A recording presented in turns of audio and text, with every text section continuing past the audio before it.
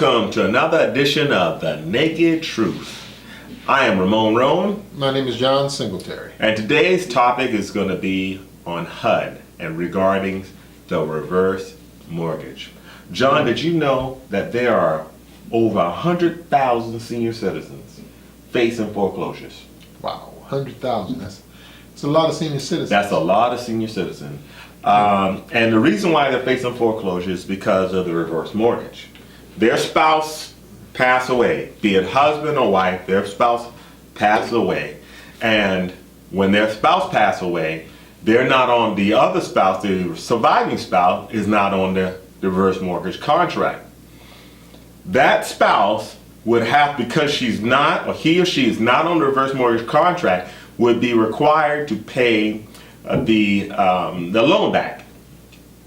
And the balance on the loan, maybe 100, maybe 500,000, who knows what it is. And most of the time, they do not have the money. Now, the purpose of the reverse mortgage was to protect seniors from losing their home and to where they don't have to make no mortgage payment during the twilight of their years. Senior couples. Senior couples, right. Where they don't have to pay any mortgage payment for the balance of their lives.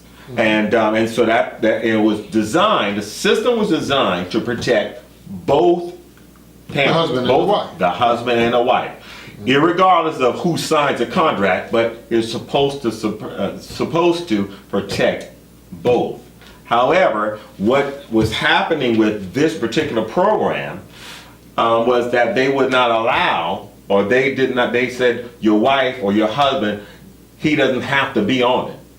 Well, a lot of the banks use tactics of what I call skullduggery, simply because... Wait, say that again? Skullduggery. We have to put that. Skullduggery. Go ahead. Because what they would do is they would come in, they know that the lifespan of a male is less than that of the female. Mm-hmm. And this is not just African Americans, this is African Americans, Latinos, whites, and so they preyed on all races. Mm-hmm. They would get the male spouse to come in and do the contract based on the male spouse's lifespan. Right. And then, they use actuators to come in and they would take a look at, the expected lifespan of the male. So they would get the male to sign the contract and purposely leave the female spouse off. Now, if she's going to be living longer than he is because of her lifespan, then that means that oftentimes she's never worked. Mm-hmm. She's always been a housewife, right. A homemaker, something that is vital to America. Mm-hmm. And so when they do it based on his lifespan, and when that has concluded, then they come in and say, hey, listen, we now are going to take the house. Where do they expect her to live? Mm-hmm. The rules of HUD for reverse mortgages, when you read the express writing, it deals with both the male and the female spouse. Mm-hmm. And the contract was supposed to be for both of them, not just one of them. Not just one. And for the banks to then come in and prey upon our senior citizens who are females, mm-hmm. put them out in the street or dump them off wherever, it's a crying shame.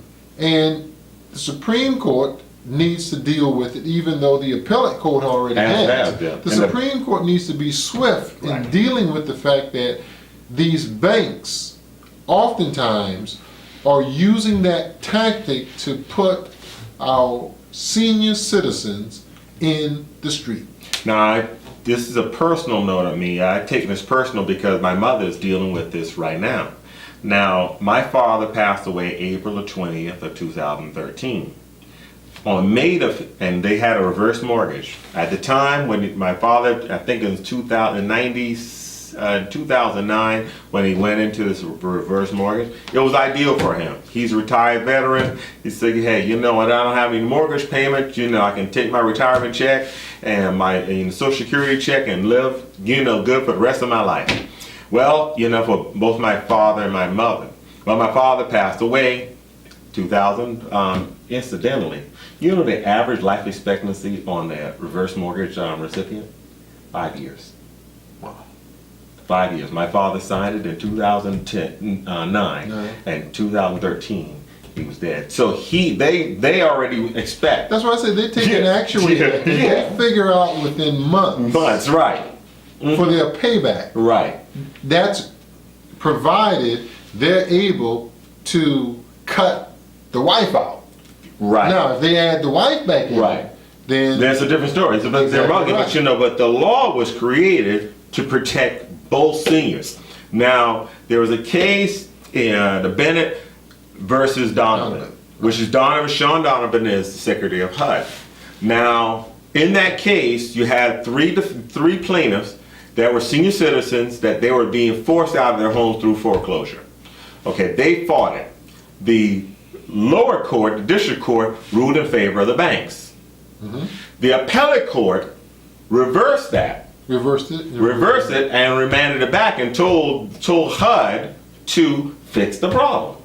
And you know, HUD can fix a problem by what? Buying those They mortgages. can purchase the mortgage The and let mortgage, the yeah. And it's, spouse live in Live it there out. until they but pass away, and then at that point, that decision was in November of 2013.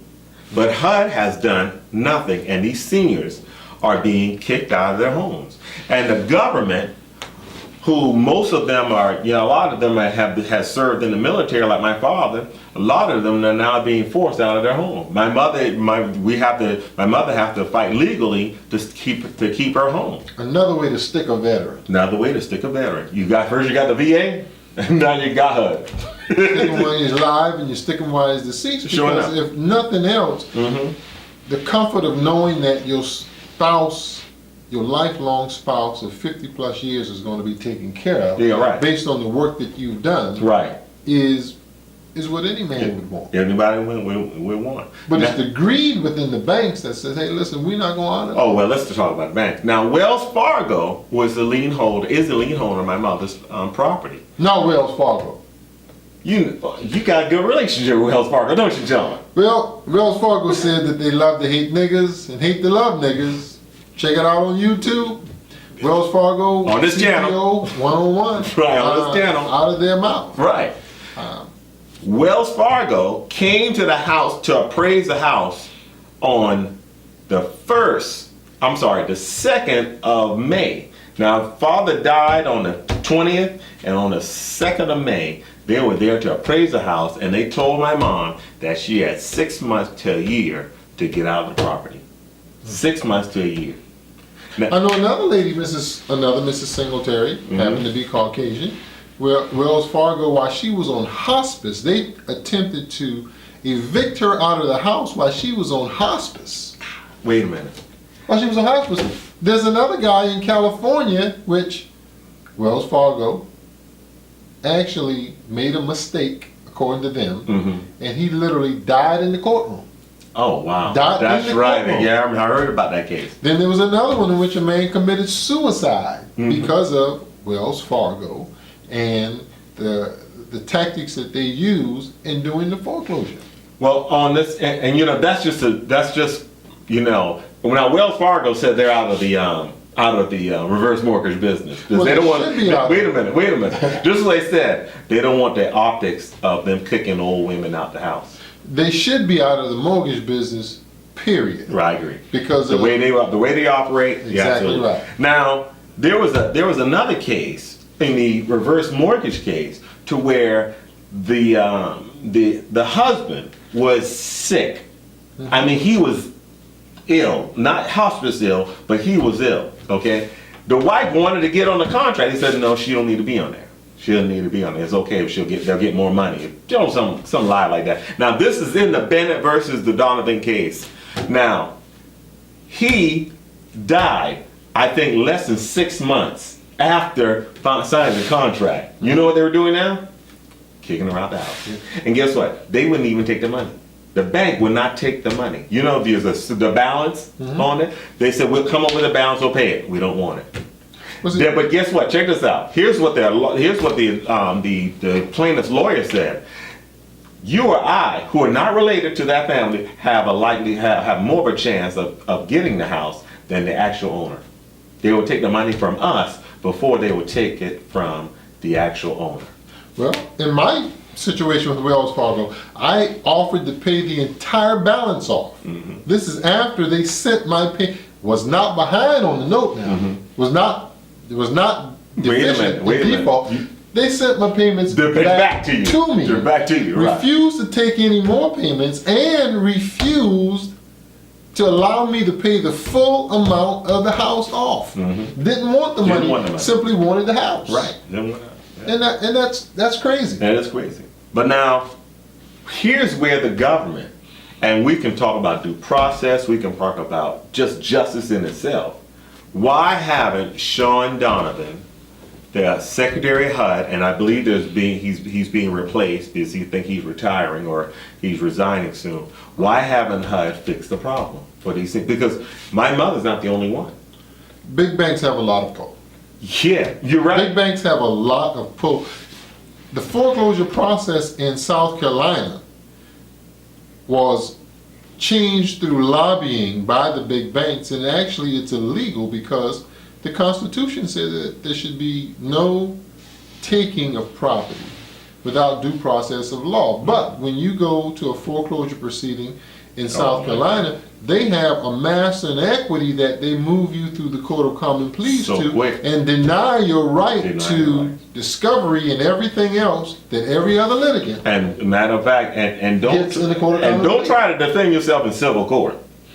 Pro se litigants in every state.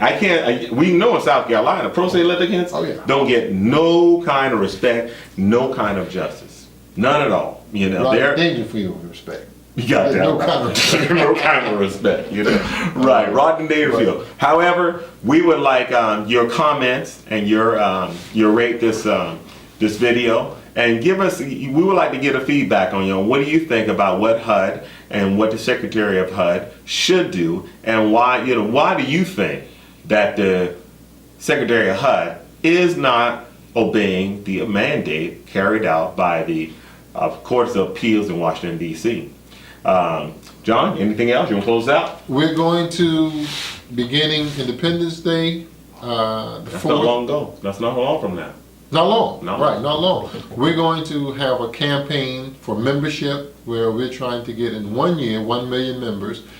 www.jfrinc.org, and one of the things that we'll do is issues like this, we will not only bring them to light, but develop a strategy in order to help the victims become empowered to change such laws, to change such practices by the banks. Again, www.jfrinc.org. It's only $36 a year. Have to tell you that we will accept no monies from corporations because this is an organization that's supported by the people. It's for the people, to protect the people. Not that we don't believe in the philanthropic gifts from corporate America, but they should give their gifts themselves and not through an organization and then hijack the organization like they've done in the past. If I may, John. One thing about the Judicial Freedom Riders, we desire, what John is saying, is that we want independence. And the only way we cannot be independent dependent upon corporate donations. We depend upon donations from our members, that's it. Not from corporations, because then we may not want to fight a particular corporation that is actually doing you harm.